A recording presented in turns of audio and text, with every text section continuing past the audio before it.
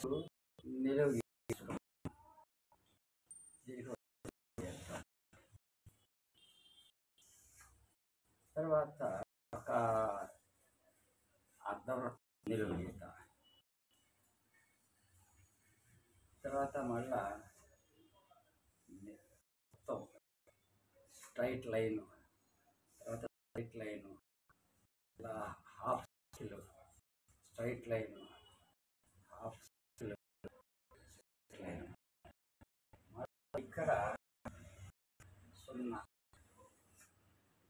Straight line. దీనికి ఇంకా అందంగా రావాలంటే పెట్టుకోవచ్చు, ఇలా పెట్టుకోవచ్చు. తర్వాత ఇలా అనొచ్చు, ఇలా అనొచ్చు. తర్వాత ఇక్కడి నుంచి ఇలా గీత గీసి ఇక్కడి నుంచి ఇలా తిప్పి ఇలా తీసుకొచ్చి ఇలా, తర్వాత స్ట్రైట్ లైన్, సర్కిల్, అడ్డగీ సర్కిల్, 3/4 సర్కిల్, మళ్ళీ అడ్డగీత, మళ్ళా 3/4 సర్కిల్. ఇక దీని మీద ముందు స్ట్రైట్ లైను, తర్వాత 0, తర్వాత 3/4 సర్కిల్, స్ట్రైట్ లైను, అందంగా ఉండడానికి కర్వ్, మళ్ళా 3/4 సర్కిల్, మళ్ళీ దాన్ని కంటిన్యూ చేసి ఫుల్ సర్కిల్, తర్వాత స్ట్రైట్ లైను, తర్వాత straight line, half curve, half curve, straight line, straight line, మళ్ళీ 3/4 సర్కిల్, మళ్ళీ 1/4 సర్కిల్తో కంప్లీట్ చేయాలి. తర్వాత హాఫ్ సర్కిల్, స్ట్రైట్ లైన్.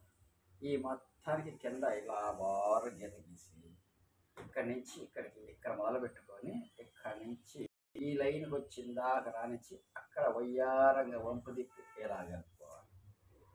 తర్వాత స్ట్రైట్ లైన్, హాఫ్ సర్కిల్, మళ్ళీ గీత 3/4 సర్కిల్, మళ్ళీ అంటే 3/4 సర్కిల్.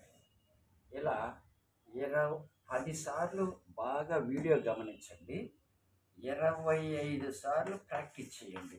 ఇంకా పద్మశ్రీ లేదా పద్మ లేదా శ్రీ అని వచ్చినా, పద్మ అని వచ్చినా, లేదా పద్మశ్రీ అని వచ్చినా సేమ్ ఇదే వర్షంలో వెళ్ళిపోతుంది.